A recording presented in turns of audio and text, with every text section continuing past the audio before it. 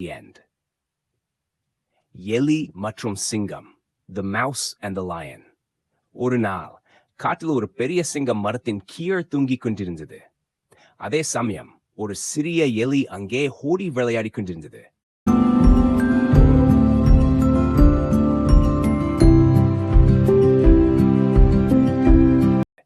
எலி தெரியாமல் சிங்கத்தின் உடம்பின் மேல் ஏறி ஓட ஆரம்பிச்சது. சிங்கம் கோபமாய் வழித்துக்கொண்டு, யார் இது என்ன தொந்தரச்சது என கர்ஜித்தது. சிங்கம் எலியை தனது பெரிய கைகளா பிடிச்சு கொண்டது. எலி நடுங்கிக் கொண்டு சொன்னது, ஐயா சிங்கமே, என்ன மன்னிச்சுடுங்க, இனிமேல இப்படி செய்ய மாட்டேன். ஒரு நாள் நான் உங்களுக்கு உதவி செய்யலாம். அதை கேட்ட சிங்கம் சிரித்தது.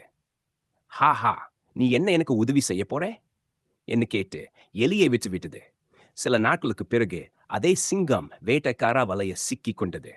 அது கத்தி அழுதது, யாராவது என்ன காப்பாத்துங்க.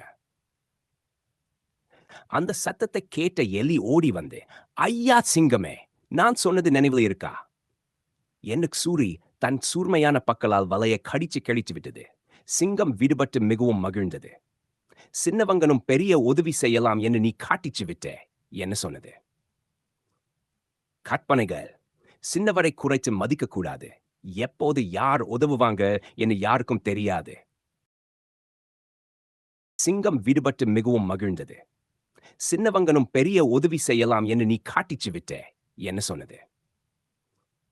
கற்பனைகள் சின்னவரை குறைத்து மதிக்க கூடாது. எப்போது யார் உதவுவாங்க என்று யாருக்கும் தெரியாது.